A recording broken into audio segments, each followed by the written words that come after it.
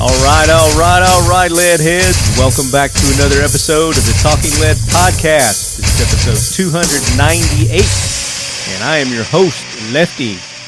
I appreciate you guys tuning in, and I really love seeing those comments on iTunes, iHeartRadio, Stitcher. Keep those coming. If you haven't done so yet, please go to your favorite podcasting app, wherever you listen to us from, and if possible, leave us a rating, some feedback, as that helps us stay on top. And you lead heads are great at that. So thank you for doing that. And also the social media interaction. I love hearing from you guys when we do post. Love the comments. Love you guys going back and forth with one another, sharing ideas, sharing your questions. It's really cool. Keep that up. And the emails, keep those coming. TalkingLead@gmail.com. Suggestions for the show, Jackwagon nominations, our AK Corner segment. You guys have questions for that? Any suggestions or comments that you have about the show? I love getting those. Good, bad, indifferent, either way. Send them TalkingLead@gmail.com. And the people that do send those know that I do respond, just like I do on social media. So some people don't have the social media, and the email is the only way that they can communicate. That's perfectly okay. Love getting the emails as well. TalkingLead@gmail.com. So before we get started in this week's episode, we didn't quite finish up with last week's. We had our good buddy Charlie Melton on, and he brought his team. We got Brad Stair with Performance Guns. And we had J-Mac with Ride On Optics. It was part of our ongoing Optics 101 class that we did. We thought we'd just do a whole episode on Charlie's world record long rifle attempt shot. And you guys had some great questions. I want to thank you for participating in that. And there were several that we didn't get to, but there was one in particular that I really wanted to get, and I want to apologize to Riley Bowman. We didn't get to his, but Riley, through the magic of the interwebs, we are able to do that right now. So joining me by Skype, and especially just for you, Riley, Leadhead Riley, we've brought back the man himself, Brad Stair with Performance Guns. Welcome back. Hey, man, thank you so much for taking the time. I know you're very, very busy. I sent you this question, and you thought it was a very valid question. So I'm going to read it, and then I'm going to turn you loose on it. All right. So Riley asked, why the 408 Tejas, and then parentheses, based off the ShyTac round, as opposed to a 416 Barrett, which starts off with a lot more case capacity? Or why not wildcat the 416 Barrett into something even cooler? Thanks, brother. Sometime we should do a show together. And Riley is the host of the Concealed Carry podcast. If you guys have not had an opportunity to listen to that podcast, it's an awesome podcast. So go show Riley some love over there. And yes, Riley, I would love to do a show with you sometime. So we'll talk about that.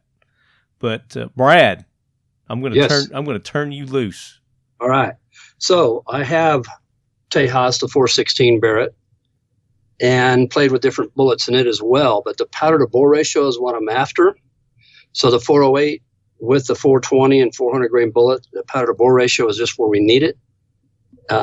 Like I said, the 416 case has too much powder for the 408 projectile. We'll burn barrels up and not get speeds that we want out of it. Now, that being said, we're also trying to come out with the rifles. I had one there we didn't get to bring out. Mm-hmm. I actually have a 24-pounder. We did it. Damn. 25. And it's a 338 base on the 408 case, Tejas. The 300 grainers were running 33 and change. So it's very capable of making the shot. Oh, wow. Yeah, I remember you talking about it, and we just didn't have time to get it out. Right. And I have some actual hunting rifles. We're trying to do it with a lighter platform, and that's what everyone's trying to do over here. Mm-hmm. And the 416, the other problem with it, you have to use a 50 cal receiver. So it's going to be another big 35, 40-pound rifle. That's right. We have it. I actually have one. No, I'll let you know later. we have another new one coming out to smoke the 2 mile deal. Oh, sweet. So, now we've got another update since last episode. Is we had talked about you guys are going to go back out and try it again here pretty soon, And I think we've got some dates narrowed down on that. Are those things that we can talk about right now, or is that still kind of we're in the polishing stage? I don't know how many people will be there. I think it's going to be the 23rd, 24th. Of this month. Of May. So end of May. Right. So I was thinking. Our data, we got what we need. We got screws tightened, and it shouldn't take more than a day, really. Right. Very cool. So that's the update on that. Riley, thank you for the question. Brad, thank you for taking the time to answer Riley's question personally. You bet. No, he appreciates that, and so do the other lead heads. It's a good question. And then, hopefully we'll be able to join you guys at the end of the month out there. We're working on schedule shuffles and things like that to try to make it happen. Okay, good. Do some more live coverage. I would love to be there in person We'd like to have you there. To see history made. And I know the lead heads would too. Okay. All right, very good. Riley, thanks for the question. And Brad, we'll talk to you very soon, and we'll give everybody an update once we get solid confirmation on the next shoot. Okay. So there you go, Riley. I hope that answered your question. Appreciate Brad taking the time to come on and knock that one out for us. So in this episode, we're going to have some more interviews that we did from the 2019 SHOT Show there at the Buck Knives booth. I thought might interest some of you lead heads. So we've got Chris Avena. He's the editor of American Outdoor News. He is a newer digital online magazine style website. So they do outdoor articles, hunting articles, and he's based out of New York. He and I also talk about deer hunting in New York. So it was a good interview with Chris, not a real long one. I think you guys will enjoy that. And then the next interview that we're going to hit you with is Yehuda Remer, which we've had Yehuda on before. Since our first interview, he's kind of rebranded himself. He is now called the Pew Pew Jew. And Yehuda is an author, and he also does some comical apparel. He does some T-shirts and things like that. So he's got a new book that's getting ready to come out. So the timing was perfect for me to release this interview with Yehuda, and you guys will enjoy this interview. We had a really good time. We talk about his books, his shirts, Israeli gun laws, and the American Jewish 2A community. So those are coming up in this episode. But before we do that, I want you guys to go and show some love to the sponsors of the Talking Lead podcast. The official optics of Talking Lead is Right On Optics, RITON optics.com. As you guys are going and visiting our sponsors' websites, let them know that you are lead heads and that you really appreciate their support, because without them, we wouldn't be able to bring this show to you guys each and every week. So go buy their products, let them know you're lead heads. Right On Optics has some of the best scopes on the market today. I'll put them toe-to-toe with any other company out there. Absolutely love their scopes. Their red dots are amazing. You guys have been seeing my post on Instagram, social media. For the AK corner, I've been getting some different type AKs in. We've been getting some Kalashnikov 12-gauge firearms in that are in the AK category. We've been getting Palmetto State Armory. We've been getting Century Arms and, of course, Pioneer Arms. And those red dots fit really nice on an AK-47. They've got that real low base that you can switch to. That is a perfect height for the AK-47. I'm going to try a scope on one of the rifles here soon. I'm going to either use like a 1-5 or the 1-8 that Right On has. But they're good for your hunting, for your target shooting, for your competition shooting. They've got a wide variety of scopes. Go check them out and buy their scopes. We have discount codes set up with our sponsors. It's typically Leadhead, so as you are going and visiting Right On's website, you're going to X Steel Targets. X Steel Targets. The best, most affordable AR-500 steel targets on the market today, and you're buying those AR-500 steel targets. Again, let them know that you're a Leadhead, how much you appreciate their support, and use these discount codes. If you try them and they don't work, let me know.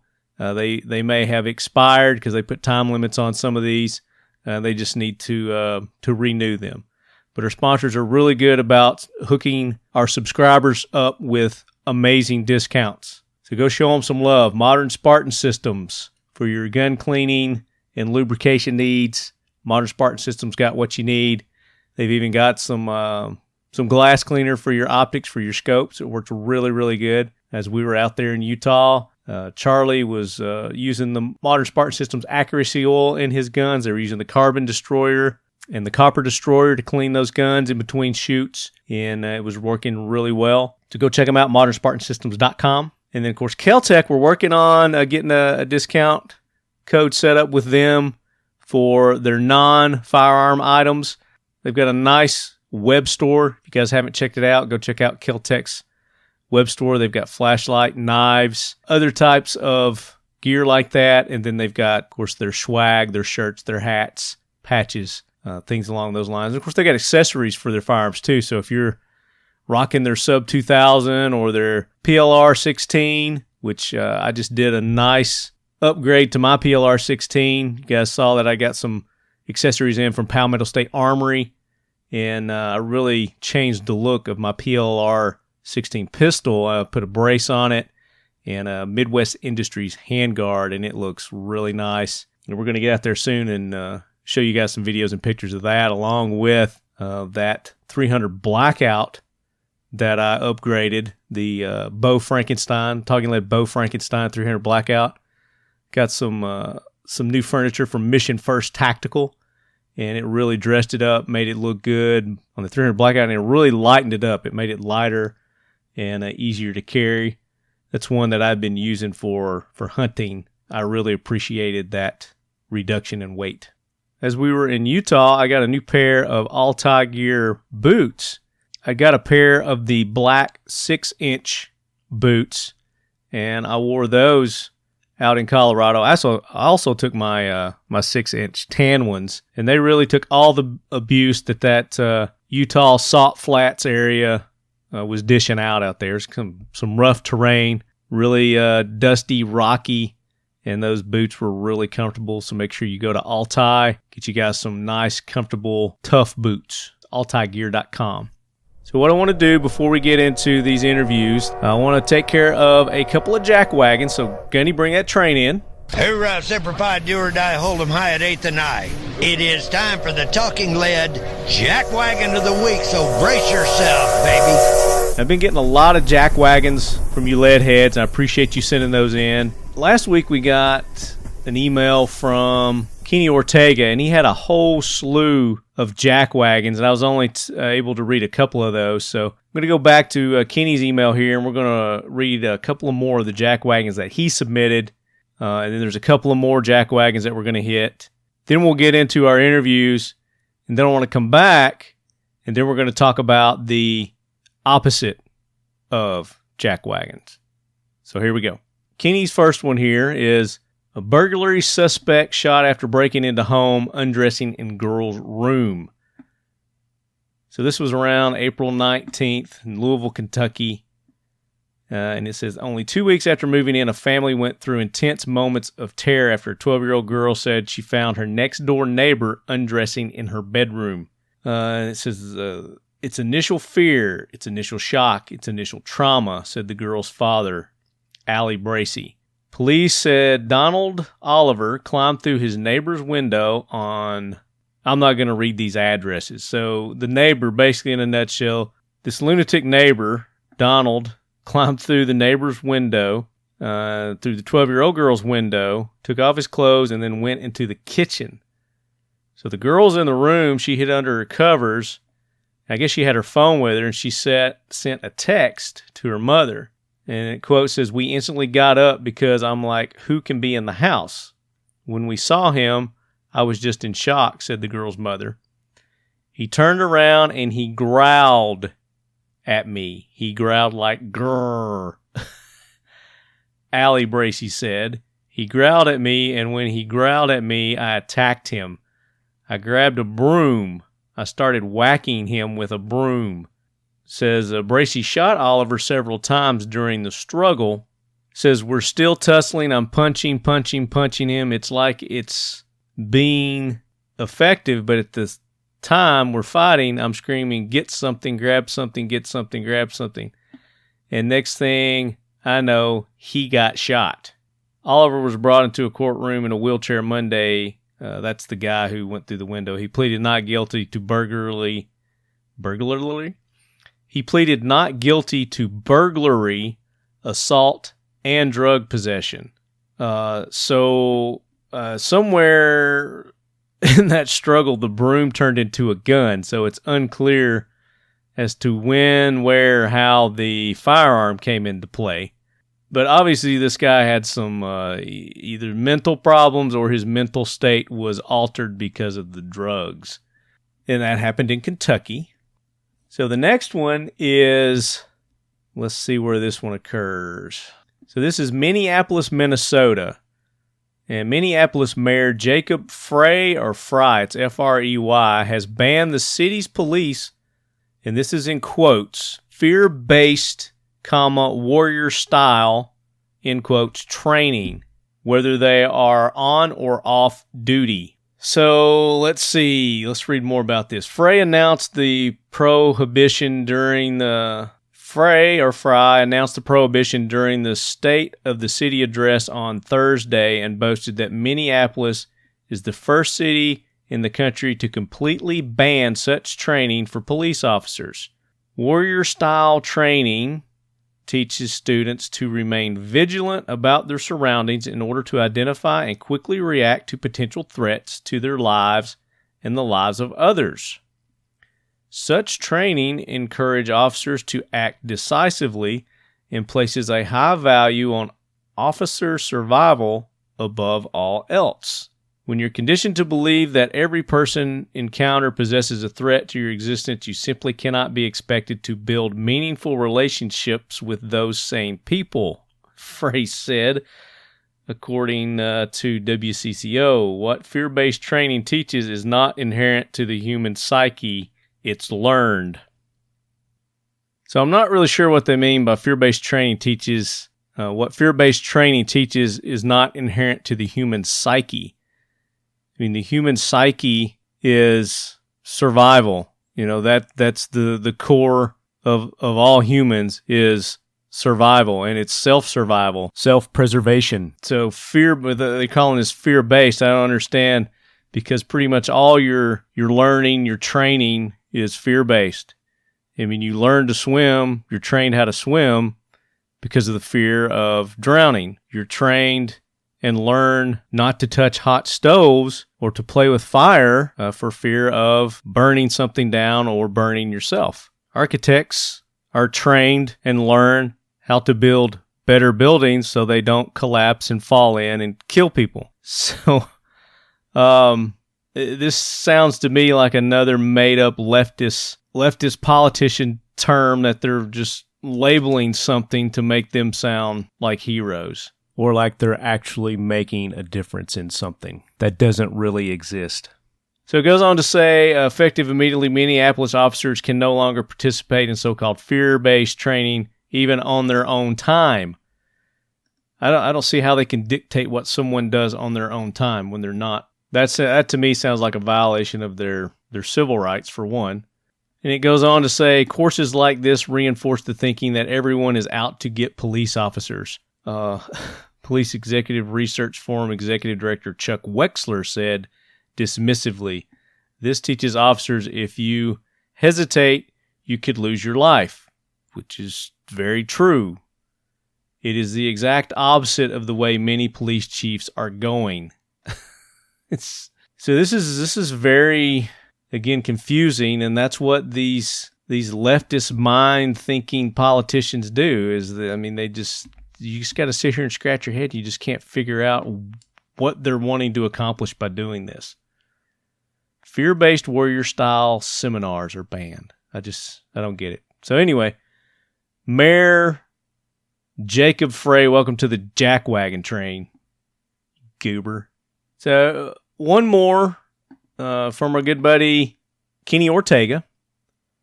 Want to give him some justice here. He sent several of these in. And to give him credit, he's gone all over the country here, so these aren't all in one area. This one is in Elk Grove. Sacramento. I think this is in the Sacramento, California area. So it says, police officers recovering after accidentally shooting each other. It says, on Saturday night around 11 p.m., police received the call of a travel trailer burglary in the area of in this area in Sacramento. The caller also said he saw a man move a gun from the pocket of his pants pocket to a sweatshirt pocket. An officer responded to the call and contacted a male and female near the trailer. The officer followed him to the Walgreens parking lot near Laguna and Franklin, and by then another officer showed up, according to a statement in the Elk Grove Police Department. One officer was on either side of the suspect facing each other. The suspect then repeatedly moved toward one of the officers with his hands near his waistband, and that's when the officer started firing, hitting the suspect and each other.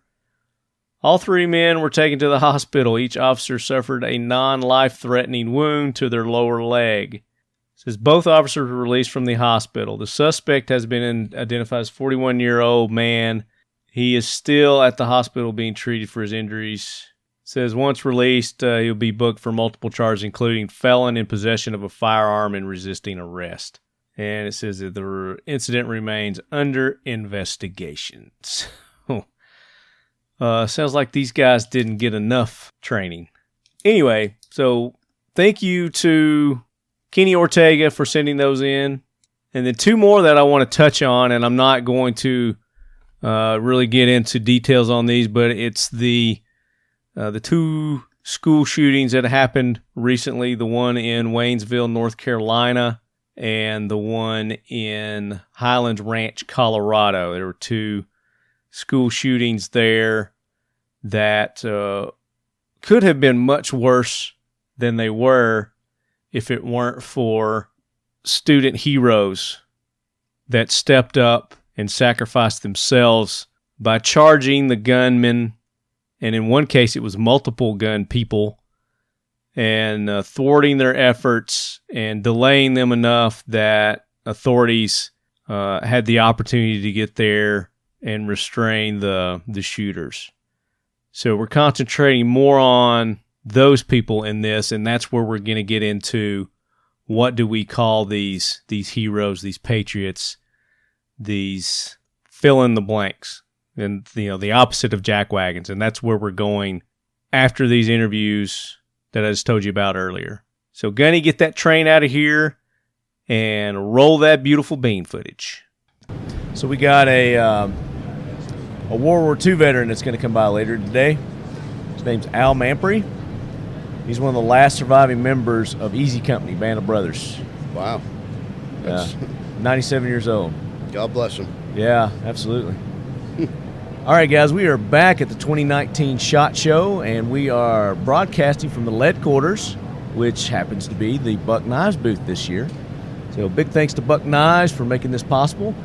And we're at day 3, and we're going to kick the day off with a new magazine for you lead heads to subscribe to. It's called American Outdoor News. And joining me, I've got Chris Avena. Yes, sir. Chris is the, I guess you're the creator and editor and the writer and head bottle washer. head bottle washer. So how'd you come up with the idea of starting a magazine? Well, I was speaking to somebody about purchasing their magazine. Okay. And their numbers didn't work with the price they were asking for it. And it was kind of one of those hold my beer moments. You know? Right. I said, I don't need you. I can do this on my own. Yeah. And he rather indignantly said, yeah, go ahead. So I did. There you go. And how long has this been out now? We just finished our first year. Okay. And it's a quarterly digital magazine. And I got to say, I am very blessed in this industry because a lot of friends have stepped up and have written for me. Larry Wizoon writes for me in every issue. Right. God bless Larry. He's an awesome guy. Craig Boddington has written for me. Craig Boddington. Yeah, he's supposed to come be on the show. Okay. Craig is a great guy. Craig very is accommodating. a brand ambassador for one of our sponsors, Ride On Optics. Correct. Yeah. Brittany Boddington has written for me. Okay. Gus Kangemi from Living the Wildlife TV writes about every hunt he goes on for me, and Gus is a fellow New Yorker, and he's a great guy, and we just have a lot of laughs together. So you're from New York. Yes, I couldn't sir. tell by the accent. So content-wise, I think it's outstanding. It's diverse. It's not just a hunting magazine. It's an outdoor magazine. Yeah.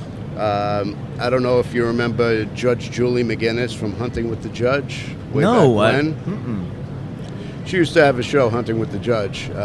Cool. And she had an accident guiding a hunt where she was shot at point-blank range by Oh, somebody damn. she was guiding.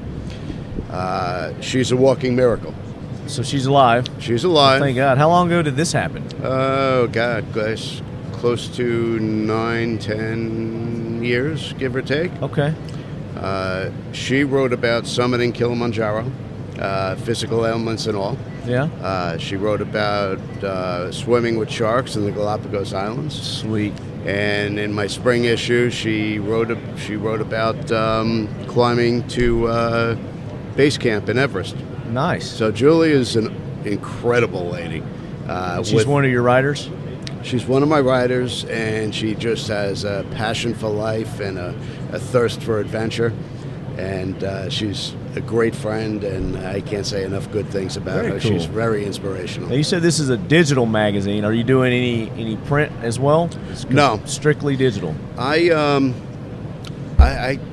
honestly believe print is dying in the magazines. I get Okay. a lot of magazines, and This is where I was going with my line of questioning because, yeah, a lot of the magazines, especially the ones who aren't switching over to digital, they're having a really tough time, and I hate to see that because, the tangibility of a magazine, I still Yeah. like that.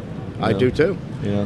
You see well-established magazines cutting their subscriptions from a monthly to a bi-monthly because of cost. The cost of print, and like you said, I have magazines at my house that I'm like, oh, that looks like a great article, and I put it down, and the next month, the next issue comes, I'm like, damn, I didn't even get to read the last issue. Exactly. We got 3 months of magazines there that I've not even touched yet. But the digital age, it's kind of where it's at, and I'm glad to see that you're embracing that. Now you're somewhere probably around my age. I'm 48. Oh, I'm upwards of you, buddy. I just turned 56. Okay. Well, I mean, we're kind of the same era. Yep. And for folks like us, it's kind of been hard to adapt to some of this new technology with the Twitters and the Instagrams and It has. the face pages and all that. But that's where it's at. And to be in this industry now, the gun industry is probably one of the slowest to adapt to technology, especially when it comes to the media side of things. It is. And because you still got a lot of the old school guys running, some of these companies. yeah, and you see a lot of younger people coming in with the digital ideas, and it's like they're going kicking and screaming into the 21st century. Exactly. Well, I'm glad to see that you have embraced it, and you're still.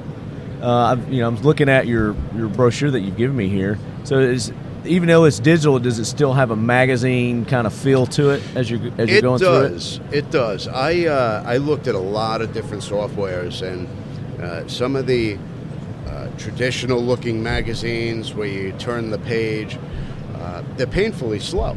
Right. Turning the page, and waiting for them to load sometimes. yeah, and for me, I'll just click out of it, and I'm done with it. Yeah. I think mine is free flowing.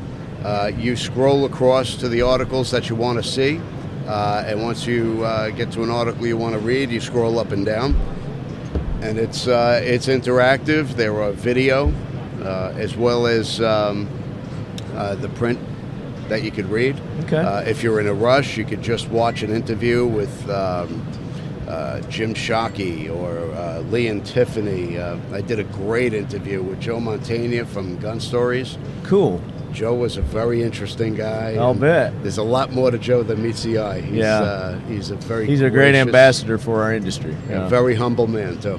Very nice. I'd love to get him on the show sometime. So if you got any, connections with him, tell me he needs to come do the Talking Lead podcast. Absolutely. Would love to have him on. what I want to ask you, what I hate about the digital, going to some of these websites, which, magazine, you don't get this, but, you get those pop-ups. Mm-hmm. And that's what kills me on some of these, like when I try to go read a news article or something like that, and then, I just get inundated with these pop-ups with, go click here, go see this. Yep. As it just takes away from the story as I'm reading it. Do you guys combat that on your website? I don't do any of that. I want you to go to the magazine, and I want you to get exactly what you're going for. Okay. There's so ads. You're fighting the pop-ups and all that. Yeah, there's, I run ads for, sponsors like everybody else. I mean, sure. we're here to, to make money, turn a profit. Absolutely, But if you want to click on their advertisement, it'll take you right to their website. Yeah. If you don't, you just scroll right past it. Yeah. But that goes as part of the order of your magazine, where you got a story, and then maybe you've got an advertiser page like you do in a traditional magazine, and then you turn the page and then you got another story. Is that how that flows? Exactly. Uh-huh. Perfect. I like that. I like that idea. I'm making it more interactive. There's more video. I have a cooking section called the Cooking Corner. Okay. My writer for that section is Chef Derek St. Romain, and he is, oh my God. He sounds like he would be a good chef. He's originally from Louisiana. Yeah. A transplant to North Carolina, but this guy is so creative with his cooking, and just looking at his pictures, it makes your mouth water. Yeah. Does he have a restaurant somewhere? He just bought a food truck. Okay. And those seem to be gaining a lot of popularity. They really as well. are. Yeah. They've always been around in New York. Well, yeah, that's true. Yeah.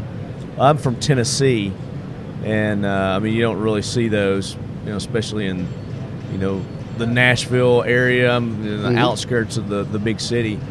But yeah, we're starting to see more and more of those in my little. I live in Murfreesboro. I've ordered. It's a little town. It's one of the fastest growing in the nation. But I've ordered ribs online from Tennessee, and they delivered it to me. Oh yeah. Very nice. Did you order from Memphis?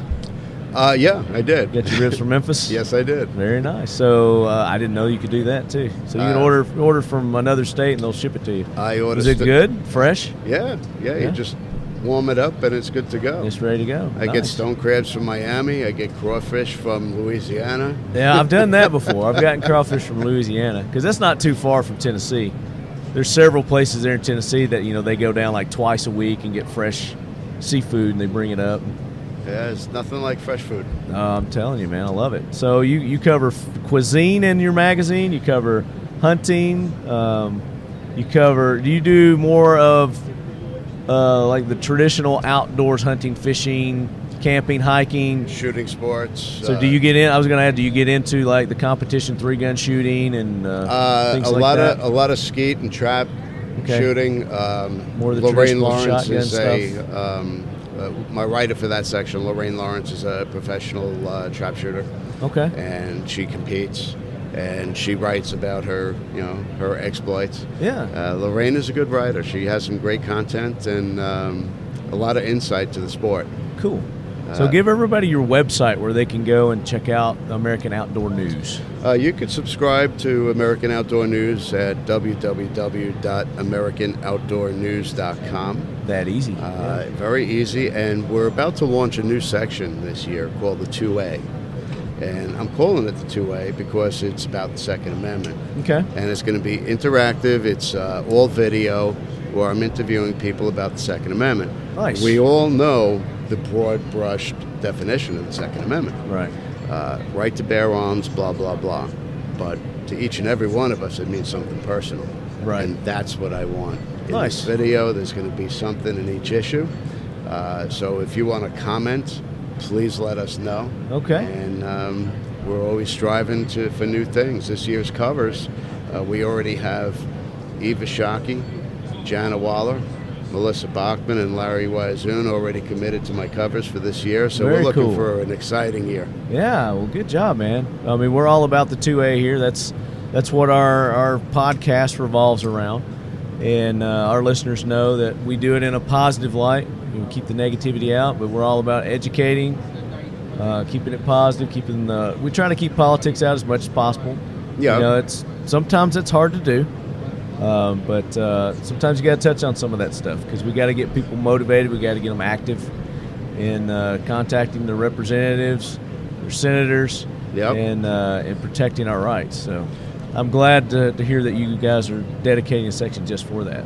That's awesome. Well, we're always expanding, and we want to bring more people into the outdoors. That is, And you said you're from New York.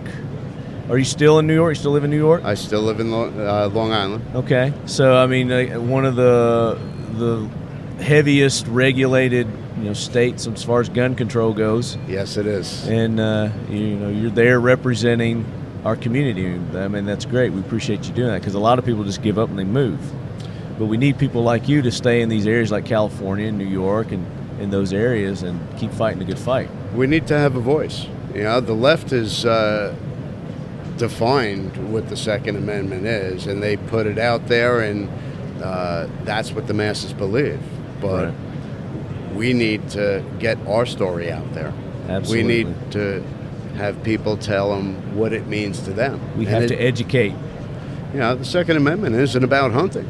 No, not at all. And that's their definition. It's furthest thing from the truth. We're here to protect ourselves, protect our families. And Second Amendment was there to protect ourselves from a tyrannical government. There you go, and that's the key right there. And it's not necessarily a foreign tyrannical government either. No, it's about ours. And we have come to that point where we're either going to stand up and protect ourselves, protect our constitutional right that they're trying to take away. Because once we lose our constitutional right to bear arms, your right to free speech is right behind it. Absolutely. Your right to due process is right behind that. And that brings up another thing is we can't let our history get erased either. Well, you can't sanitize history. Good, bad, or indifferent, it's made our country what it is today. Right. And I still believe that we are a great country, and we do have the potential to do fantastic things. Absolutely. They are not teaching American history to our kids in school. I'm teaching my son American history. Yeah.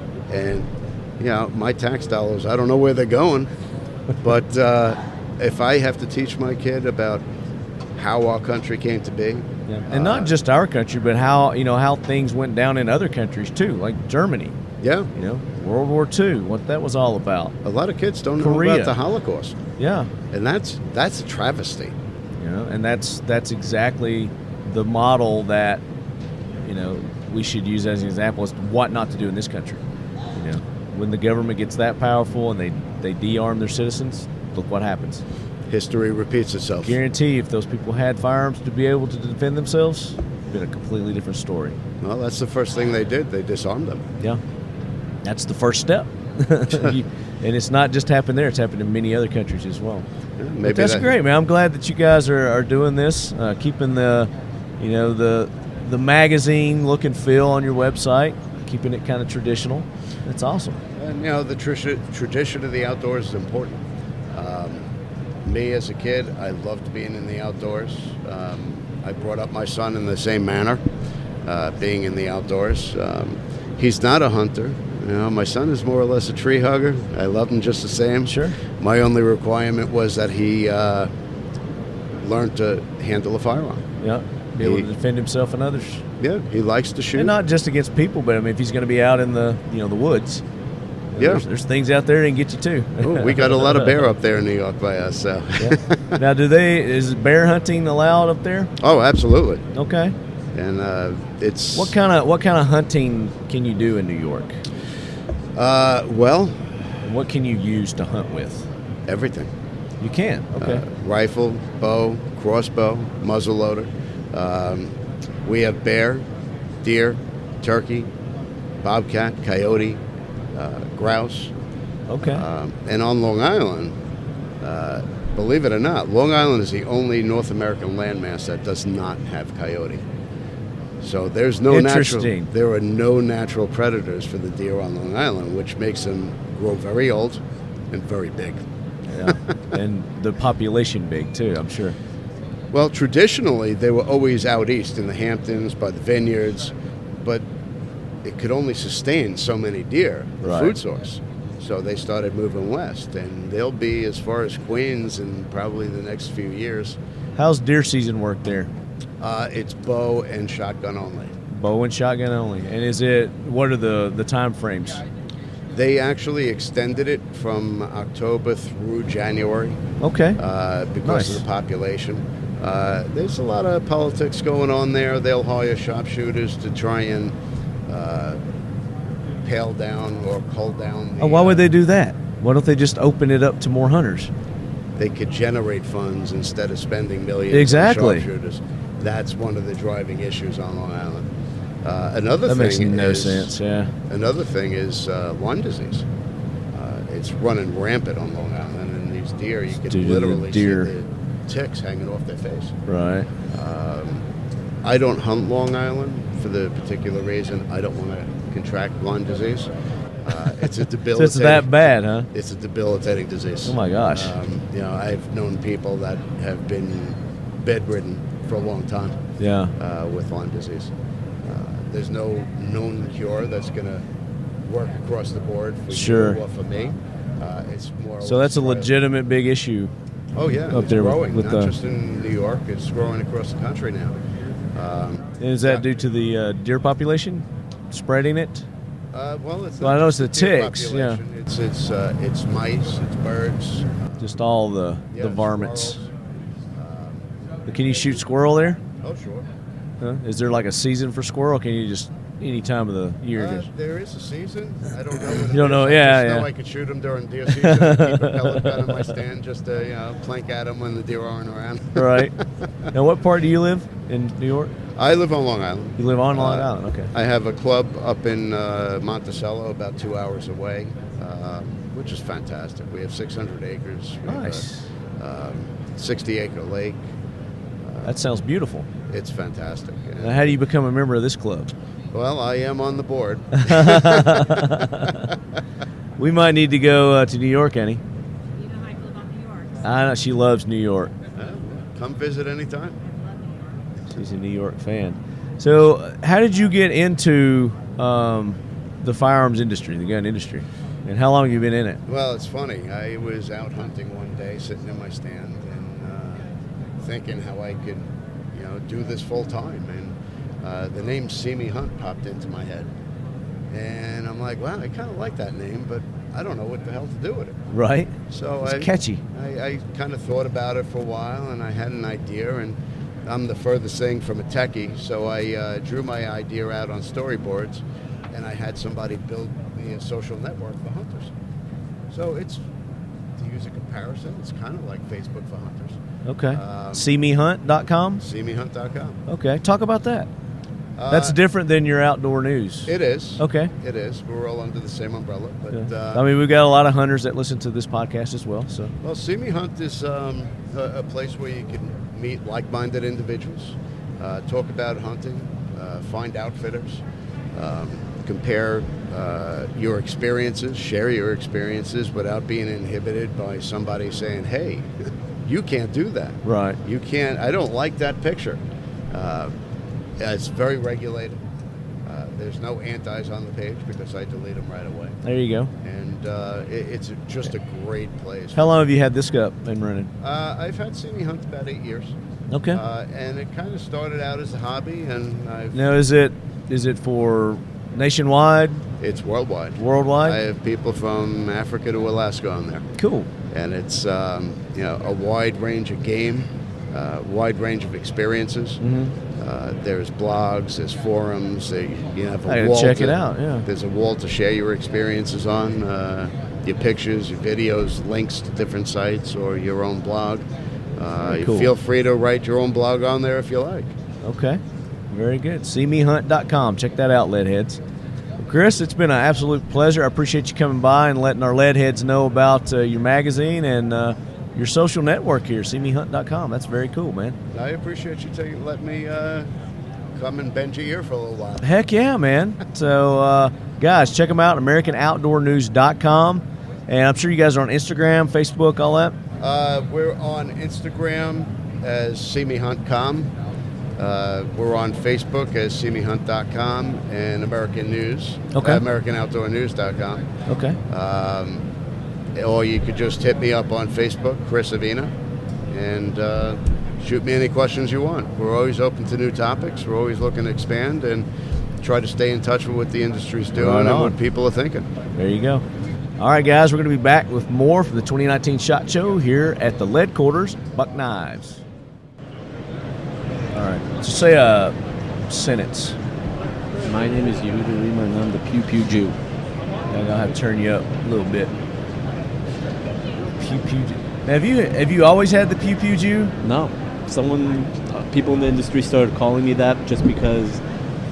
Did you have it at NRA when we met? No. So, okay. I mean, yes and no. People started calling me it then, but I didn't think to actually turn it into a business yet. Okay. It was a few months later that I light bulbed. Very cool. All right, guys. As you can hear, I've got a guest in the house here at the 2019 SHOT Show. This is day 3, and we are at the official lead quarters at Buck Knives. And you may recognize the voice. It's been a while since we've had him on, but we've got Yehuda Remer, none other than the Pew Pew Jew. How are you? Good to be back. The Pew Pew Jew. That's funny, man. How did you come up with that?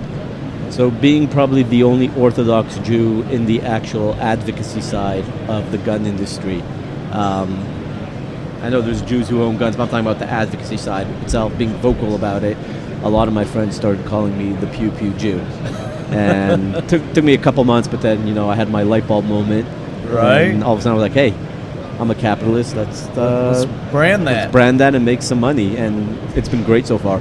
So for you guys who don't know who Yehuda is, he's an author, and we had him on at NRA. Was it last year or year before last? Last year, Dallas. Yeah, last year in Dallas. And he's got a book out. Let's talk about your book real quick. Yeah, my book is called Safety On. It's an introduction to the world of firearms for children. The book is designed specifically for children. It's not for parents to preach to children. It's easy enough to read if you're 6, 7 years old just learning to read, or if you're 10 years old and, you're reading already, but it's not baby enough that it'll turn the kid off.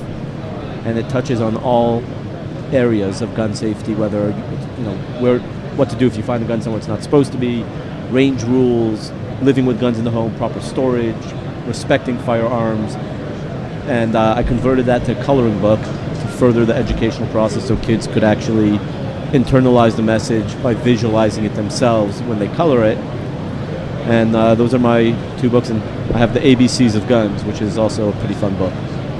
Very good. And where can people get those books?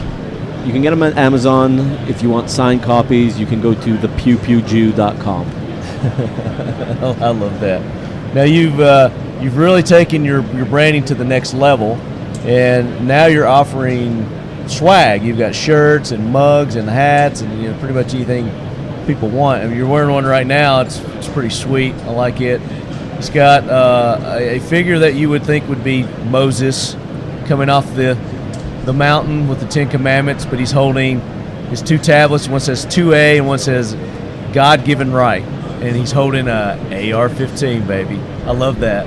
Yeah, That's awesome. I decided to do a lot of biblical shirts, kind of humor, little Sure. Just Ironic. And unfortunately in this industry, there's a lot of people who, and don't get me wrong, guns are obviously a very serious thing. They're Sure. not something that should be taken lightly, but No, but at the same time, you look at the liberal side of things and how over the top that they make it out to be, and how evil they make them out to be. So you gotta bring some humor to that. you got 100%. You got to bring some humor. So a lot of my shirts are biblical related. That I have one of Samson standing on a pile of bodies, flexing his muscles. It says "Welcome to the Gun Show." So I just a lot of shirts like that. But then I also took it in a bit of a different direction too, that aren't necessarily biblical related. Just good, funny, fun shirts. Very much like Grunt Style and Ranger Up, but instead of being, not that my shirts aren't patriotic, but instead of being like solely patriotic or military, it's devoted to Second Amendment being the door issues. kicker type of humor. Exactly. This is your everyday guy kind of humor, right? And it's that specifically everybody can relate to. Exactly, because not everybody's a door kicker, you know. Right, exactly. Oh, you're a badass. What it is. It's devoted specifically to Second Amendment, not necessarily, you know. I mean, sheepdog, you know, military law enforcement. Exactly. I mean, Second Amendment. I have one really good one that I'm going to start pushing for July 4th. It's a picture of a bomb falling, and the bomb has the American flag in it, and it says "Freedom Bomb," but the F in freedom is red, and so is the bomb, and the rest of freedom is blue. So it's my F-bomb shirt. F-bomb. So like that. yeah, you know, like I just have a good time with it. So you just sit around, you come up with an idea, and then you're like, let me design something around that. Yeah, I have my core group of friends online who I bounce ideas off. I'm like, hey, this is my new concept. What do you think? Right. Some of them have told me like, don't do it. Like I designed one. Like, don't do that one, Yehuda. Well, I had one of my buddies. I designed an AK-47 with the words "Every Jew is a 7.62" in it.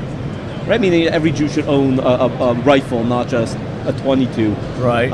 And my buddy's like, you know, I think you should scratch that idea. I'm like, why? He goes, well, the weapon used by terrorists across the world is an AK-47, and Jews have had a lot of terrorism. So you're kind of saying every Jew should get a 7.62 bullet in them. Yeah, and I'm like, kill the Jews. Yeah, exactly, kill the Jews. And like, I'm an Orthodox Jew, right? So yeah, I'm like, wow, I'm glad I bounced that idea off you because that makes perfect sense. Right. But I redid the shirt to fit inside a galil. But the AK is not just for the terrorists anymore.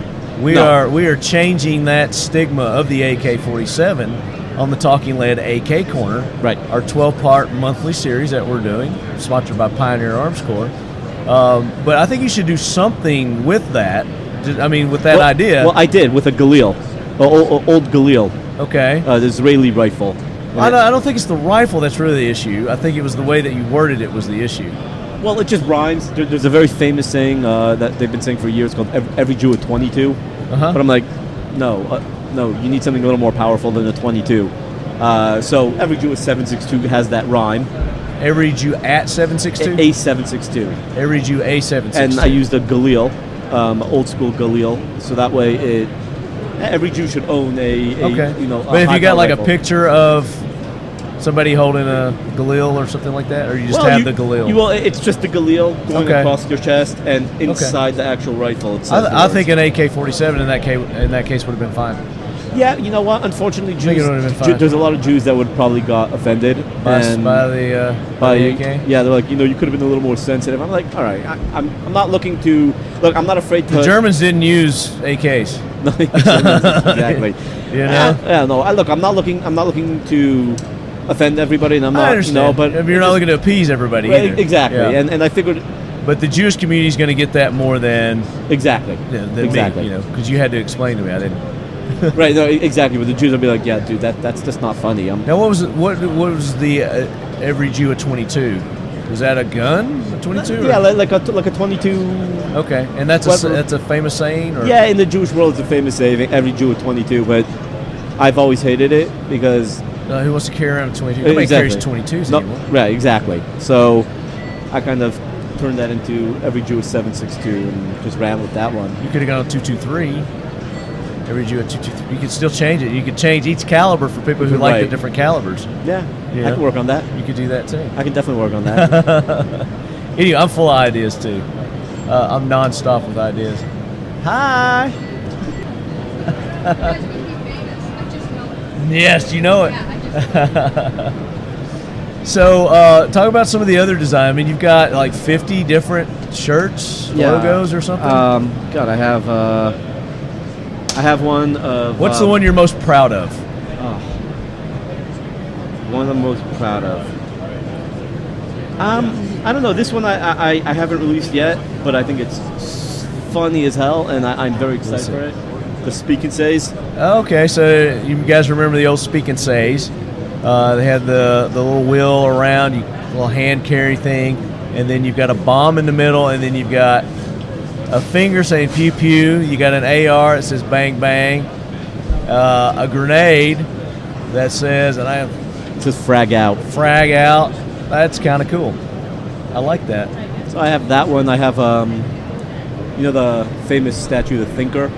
Yeah. So I have another one that a little play on that. We did a limited run on the Operator game. Okay. You remember it? Yeah, of course. The Operation. Operation, and it had all the the hand, the funny bone, and the elbow bone. They had funny names for the bones. But we had like tactical names on That's all awesome. that stuff. That's awesome.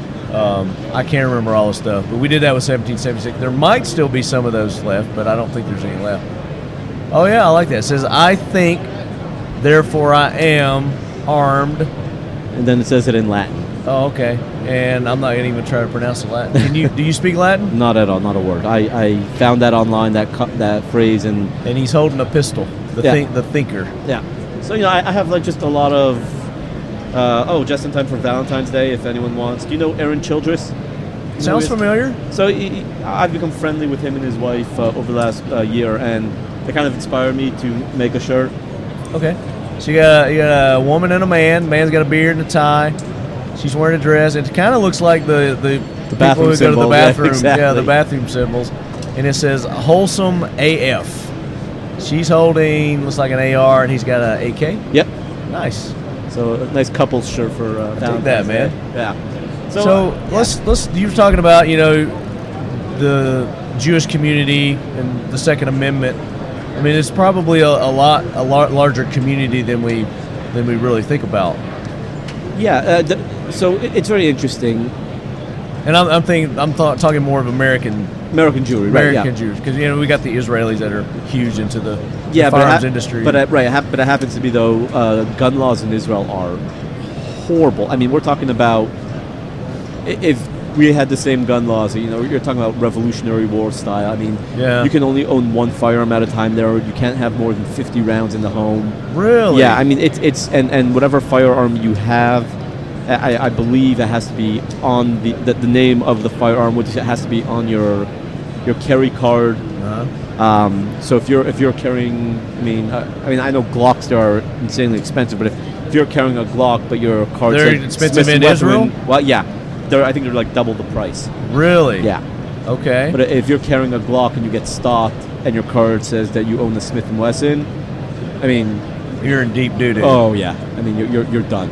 Well, let's talk about. You brought that up. Let's talk about the Israeli gun laws. And you're kind of hitting on them right there. You would think that a country as small as Israel is, and as many enemies that you have surrounding you, that they would want every citizen armed to the teeth.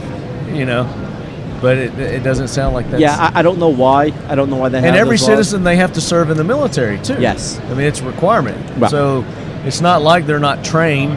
Right. And can't use a firearm like here in America. Right. No, 100%. I don't know why they have these laws. That I've never figured out. But they've always been. That's the way it's always been. Yeah. And they've actually pushed very hard. I think it's actually, if I remember, I think it might be illegal, but don't take my word for that. On that, I don't believe you are allowed to have a round chambered. Even you can't have one in a pipe. Nope. Even the military do not have a round chambered. They do practice very, very a lot. Yeah. They enforce that law. Right, but when you're in the military, they practice a lot to unholster, rack very quickly and get on target. Sure. Like super quick. Yeah. And I've seen it. Well, it's all on how you train. There are people, concealed carry here in America that don't carry, one in the chamber. Right. And I personally do. Hey, Paul. And it happens to be a friend of mine pointed out that and this is what he said, I didn't look into it, but he was in the Israeli army. He said the accidental discharge in Israel is basically zero.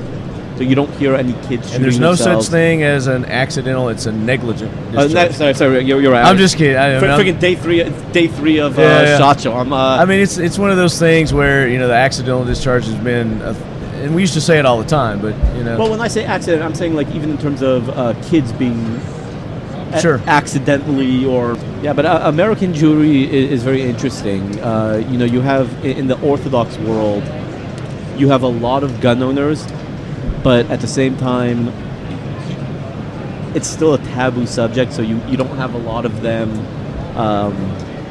Now, speaking out that, oh, we're gun owners. They're not being vocal about it. do they have to in order to personally carry? Do they have to go take some sort of a test or register? Or I mean, obviously they've got to have a card. In Israel or in Israel. In Israel, yeah, it's a very stringent test. I believe you have to go once a year to qualify, as well as get like a psychological evaluation. But Okay. again, don't quote me on that. Sure. And how long does that card last once you get it? Is it something you got to renew? I think you have to renew year? it every year, every 3 years, something along those lines. Okay. And I'm sure there's some sort of a fee or something that you have to pay for that, or no? That I don't know. That you don't know? Yeah, that I'm not sure. Okay. Interesting. I haven't really talked about, and Mikey Hartman. I don't know if you know Mikey over at CAA, Hartman Optics. Never No. met Mikey? Nope. I'm going to introduce you to Mikey. Anyway, Mikey is from Israel. Okay. I think he's lived in America most of his life, though. But he does the CAA accessories, and Okay. he's developed his own optic and things like that. I should introduce it to you. Yeah, for sure. Yeah. But we were talking about the Jewish, 2A community in America. Right. Yeah. And where do you live? Texas. You're in Texas. I'm in Texas. Why was I thinking that you were in New York? I was originally from Los Angeles, but I moved to Texas 4.5 years ago. Okay. So you're not anywhere on the East Coast. No, thank God, no. And I try very hard. And to anyone listening, I apologize. I try very hard to stay off the East Coast. There you go. New York is. I'm with you, man. I mean, I'm basically don't dig persona it. non grata in New York. Now, I did have a gentleman on a little bit earlier. He's starting a new magazine called American Outdoor News. Cool. He's from New York, and he's talking. They have hunting there. They can go hunt with rifles and shotguns and bows and arrows. They the black bear hunt up there, and all kind. I didn't realize that it was that active. When you think of New York, you just think it's just completely locked down, and they don't allow anything. But, Right. But you're in Texas, and they allow everything in Texas. Yeah, Texas is great, and Right. I'm not gonna say friends with, but more friendly with the state legislator named Jonathan Stickland. Uh-huh. And I don't know if you're familiar with him, No, but not at all. he's known as the gun guy in the Texas State House. So when you have that reputation Right. in Texas, so I know right now there's a huge push for constitutional carry in Texas. Okay. Keep your eyes out for it, because for the last couple of years they were trying to do it every year, but Joe Strauss, the former Speaker of the Texas House, Republican, but apparently not a very good friend to the Second Amendment world. Right. He's gone. So there's a really big push. I would not be surprised if in the next 2 years Texas becomes constitutional carry. Okay. Well, we'll keep an eye on that. You keep us posted. Yeah, definitely will. And of course, we're all still pushing for national reciprocity. Yeah. That would be very nice. I'm Yeah. not holding my breath. Not holding your breath, but we can't stop. 100%. Not pushing our representatives, our senators, our governors. Everybody. Everybody. Yeah, no, for it comes sure. down to every level of government trying to get on board with that. But Yeah, I agree. hopefully one day. But we'll try. We'll try it again. So the Jewish community, Yeah. the Jewish community, in your opinion, how are they represented in a whole, as a whole in the industry? I mean, in the industry, I'm actually surprised to see so many Jews here at the industry. I mean, I know there's, like you said, a lot of Israeli companies, Yeah. but a lot of them don't wear the yarmulke. So Yeah, you don't see that so much. you can't really tell if they're Jewish if they walk by you. But I have seen a lot of people with the yarmulkes walking around. Okay. And it's nice to see. I would like to see more Jews get involved with the advocacy side, because as Maj always says, all gun control is racist, all gun control is anti-Semitic. I mean, you can apply it Sure. to that. So I would like to see more Jews being vocal about firearm ownership, vocal about, especially Jews needing firearms nowadays. I mean, there's an uptick in anti-Semitism across the world at this moment. Yeah. Pittsburgh woke a sleeping beast, and I would like to see more Jews participating. Are there any specifically organized groups, organizations that are just for the Jewish community for in our industry is what I'm talking Right. about. So there is the Jews for the Preservation of Gun Ownership. Oh, okay. Which is Nice. a great organization. They do need a little help revamping their website and bringing it more up to date. Yeah. Which I hope to get involved with more, trying to make it a lot more user friendly. Yeah, and appealing and bring more Jews in. You do have pockets of like gun groups around the country, Right. specific to that state. So I know one of my a friend of mine just opened one in New York, and so it's growing.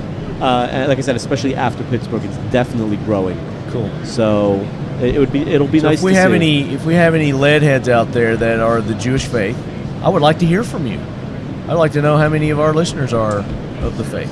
I'm not anti-Semitic or anything like. I'm not anti anything really, Right, other yeah. than anti people who are anti us. exactly. I get along with everybody. Can't we all just get along? Come on. Would be easy. Life would be much easier. Right, it definitely would. You've got a new project you're working on. I do, yes. So let's hear about that a little bit. Can you tell us? There's a tease, or It's a new book coming out. Hopefully, Father's Day time, just in time for July 4th. okay, It's a book for children. Okay. And I don't want to get too much into it because it's something that's not on the market, and you don't want somebody stealing your idea. Yeah, I'm with you. Even though it's only 3 months away, which is not far. I'm very excited for this one. The Safety On book is kind of my baby because that was the first one. Your flagship. My flagship. But the next one coming out, there's nothing like it on the market. And Interesting. Now you got my curiosity piqued. yeah, there's nothing like it on the market, and I'll give you a small tease. We all want to take our kids shooting and teaching them to shoot at a young age. Mm-hmm. Right? That's part of the Second Amendment industry. Why do we do that? Okay. Why? There you go. There you go. There you go. Leave it at that. We'll leave it at that. And now we're gonna have some cool artwork on the yeah, front. yeah, definitely. Are we gonna have any celebrity look-alike cameos on the? I can try to fit one in. Am I the only one that's ever pointed that out? No. Okay. No, and All right. I didn't see it at the beginning, so but hey, it's At there. NRA, I was like, "Is that Ben Stiller? It was Ben Stiller. You Ben said, right? Stiller?" Yeah, I wasn't going to say the name, but yeah. Yeah, but isn't he Jewish? yeah. Hey, let him get a copy of my book. Right. You should send him one. I should send him one. And You should send him one and say, "Look, this is kind of in honor of you." But don't give him the big head. He's probably anti-gun anyway. Look, whether he is or not, there's no such thing as bad press. Yeah, so, it's not because he's Jewish. It's just the Hollywoodite. yeah, definitely.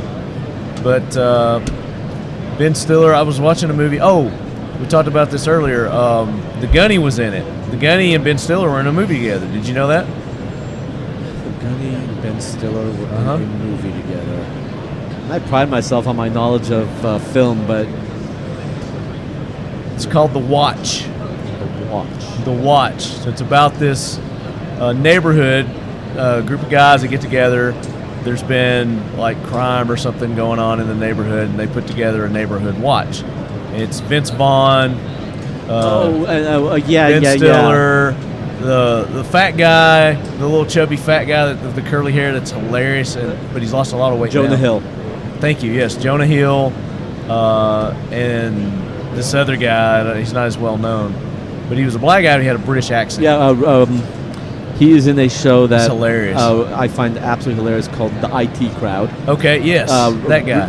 Richard Arroyo or something along Something those like lines. that. Yeah, I know Yeah. exactly.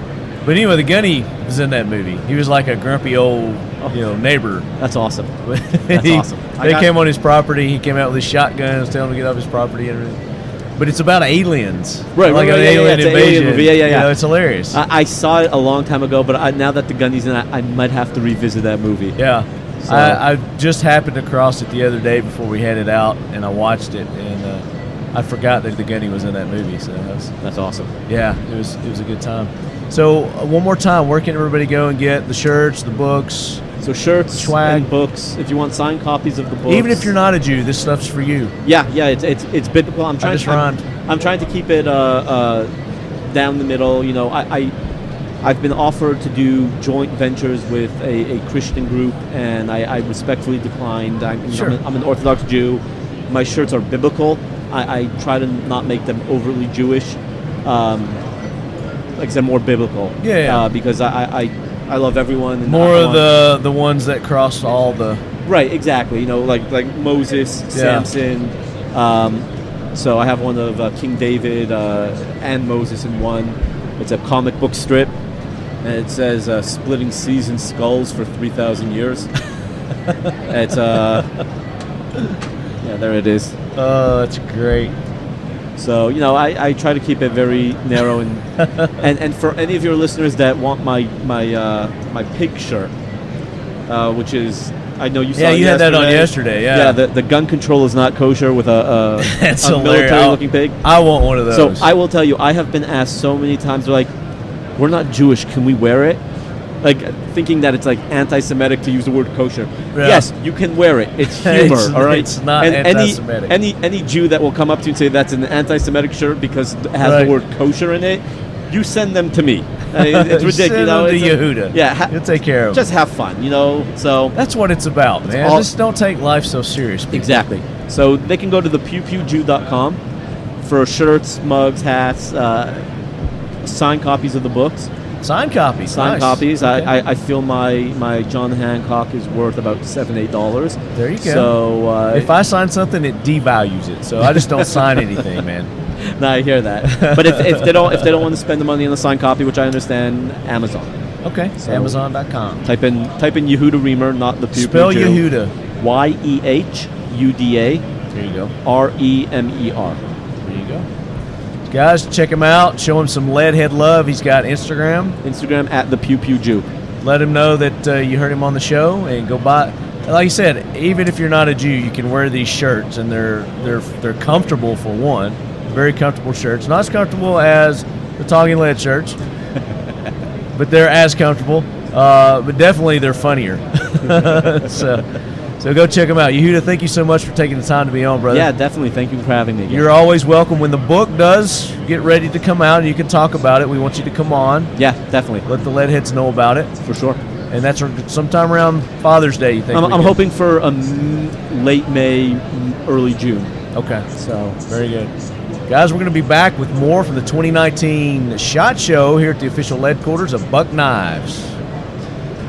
Some great interviews there from the 2019 SHOT Show. Thanks to our good friends at Buck Knives for hosting the lead quarters this year. And we're working on making that happen again for next year. So cross your fingers. And make sure you go check out Yehuda's new book. Now we're going to get into our opposite of the jackwagon. And I've been asking you guys to send in your recommendations on what we should call the people, the individuals, and what kind of vehicle that we need to use to cart them around in. So the Talking Lead Jackwagon Train is what we use to haul off our jackwagons. And of course, Gunny is our engineer on that train, and he makes sure that all the jackwagons are properly taken care of. So what I want to do now, I was talking about those two students that tackled the gunman, the one in the Waynesville, North Carolina. Guy was an ROTC cadet. I'm sure you guys have read stories on this. He was shot 3 times. And I'm sure you guys have read this. It says he kept charging. A bullet to the torso did not stop. Riley Howell is the gentleman's name.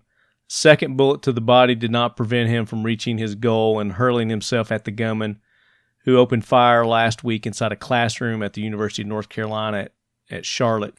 The third bullet came as Riley was inches from the gunman who fired at point-blank range into his head. So this guy, without regard for himself, unarmed, even before the shot started going off, he was headed toward the danger to stop it, to prevent it. So, I mean, that's the definition of a true hero. He didn't run from it. He ran toward it. And it cost him his life, unfortunately. But he saved lives. It would have been much more tragic. I think there might have been one other person that was murdered, and there were several wounded. But it's a really good story. There's one the New York Times has. It says Riley Howell's parents say he was shot 3 times while tackling the UNC Charlotte gunman. You guys can go there, read that article. It's a really good article about Riley and what a great kid he was. The other one is Highland Ranch, Colorado. It's a high school, and there were 2 shooters in this, and there was a group of students that actually stepped up, and one of those lost his life. His name was Kendrick Castillo, and he was 18 years old, and it was he and I think a couple of other students that went after these murderers and thwarted their efforts and stopped them. These 2 individuals, I mean, it's exactly, why we want to have the opposite of the jackwagon. So we want to recognize, we want to celebrate people like Riley, people like Kendrick that do great things like this. But also, people who not necessarily give their lives, but they know the difference between right and wrong, and they choose to do the right thing. And here's another story that I think this also came from our good buddy Kenny Ortega. And this is in Florida. And there was a lady getting mugged on a busy sidewalk. This dude was attacking this lady, and this guy dressed up in an Easter bunny outfit runs up and assists the lady by knocking the guy down and getting him away from doing any more harm to the lady until the police showed up.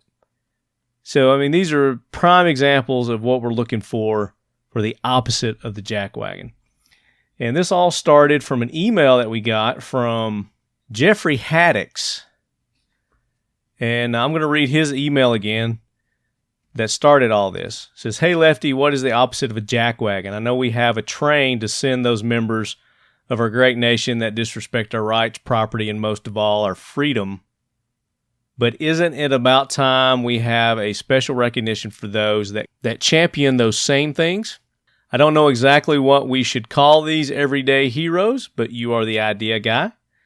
No, the leadheads are the idea people. So that's who we're going to leave it up to.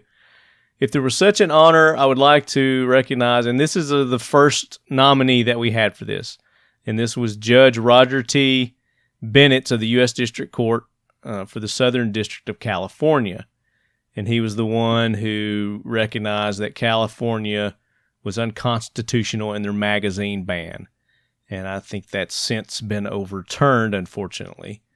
But he had the courage to state all the things that made it unconstitutional, and then he ruled that it was unconstitutional.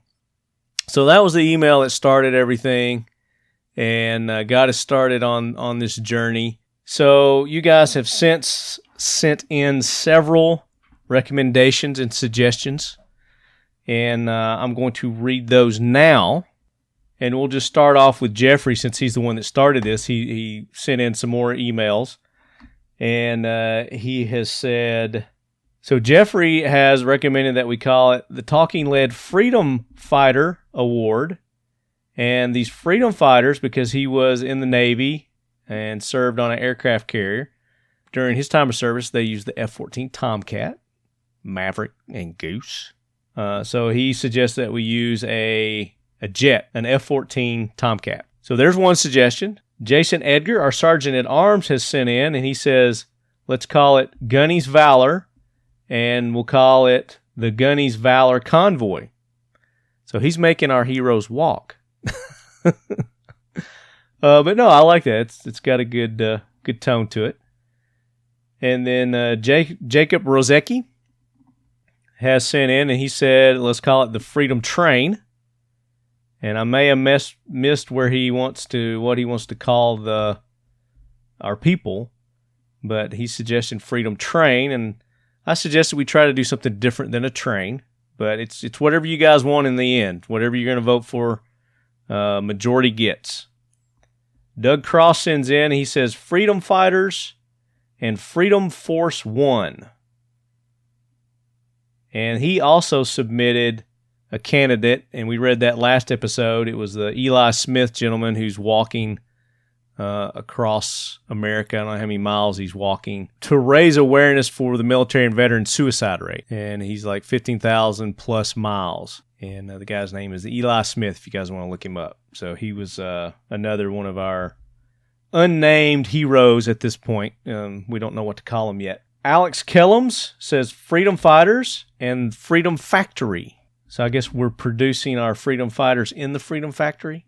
So Patrick Lynch has suggested that we call them Freedom Marshals, and it's the Freedom Bird. So I guess that might be another jet or plane.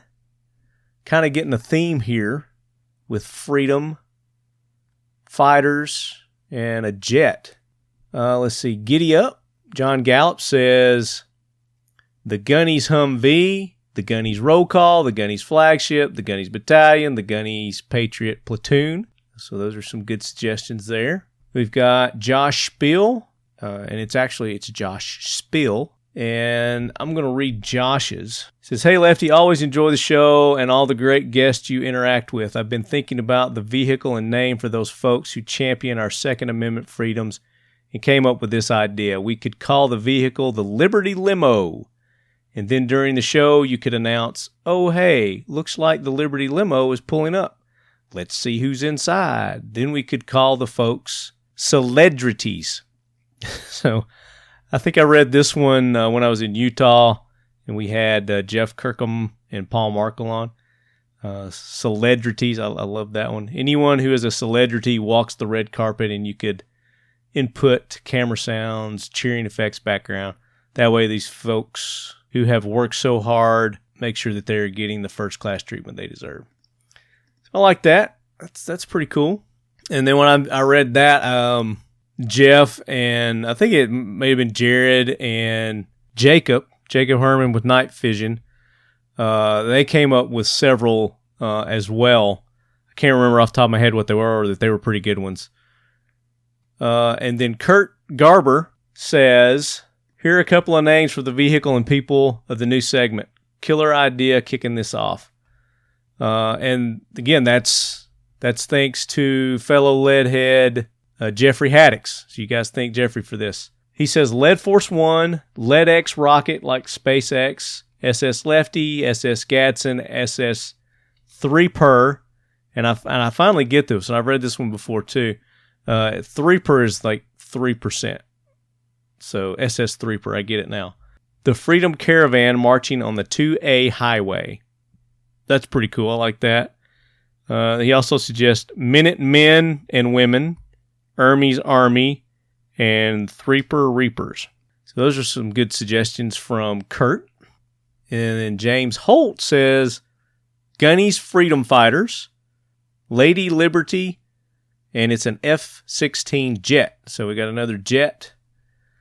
Those are, can't hold a lot of people in those fighter jets, though.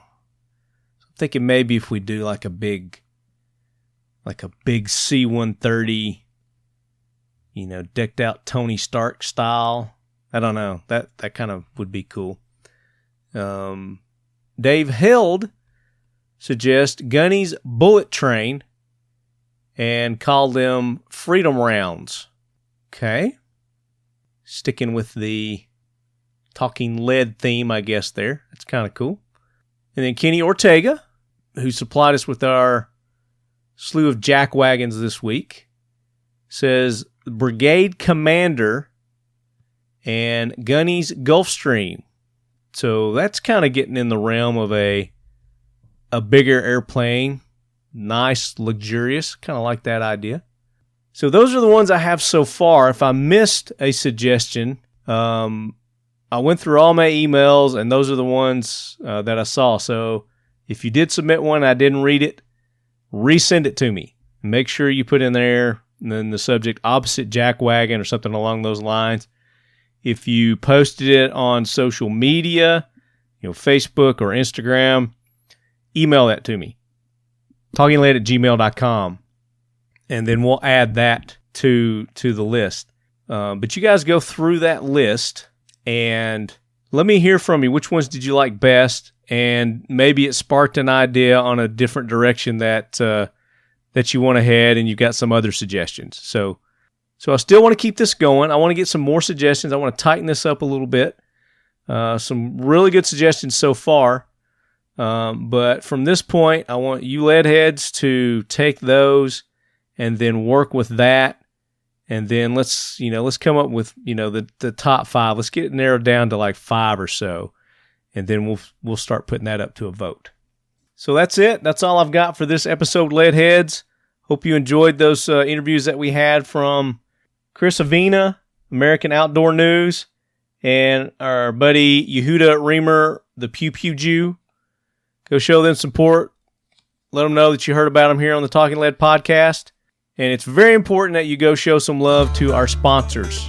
Let them know how much you appreciate their support of the show and allowing us to be able to bring you the Talking Lead podcast each and every week. Ride On Optics, the official optics of Talking Lead. They're RITON optics.com.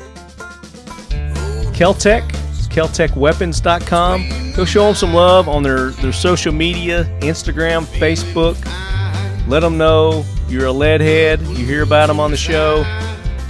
Tell Chad, it's been a minute since we've had him on. Hit Chad up. Say, hey, Chad, need to have you back on the show soon. We miss you. And let them know what you think about their new products. That KS7 shotgun, really cool, really sweet. I know a lot of you have been to NRA. Some of you were at SHOT Show. You were able to get some hands-on. Some of you have seen them in your local gun stores. I had emails from you guys talking about their new 22 long competition pistol, the CP33, which the CP stands for competition pistol, in case you didn't catch that. It holds 33 rounds in each of the magazines. So that's a really cool new product from Keltec. Go check them out, KeltecWeapons.com. X-Steel targets. They've got a lot going on up there in Minnesota, Bud and the crew. Not only are they making the targets now, but they've started a Cerakote business. They are licensed professional Cerakoters, so they're getting into that. And they also have their own big laser cutting machine, so they're able to custom cut targets and all kinds of other things. They're doing some of that metal artwork. They're making trophies.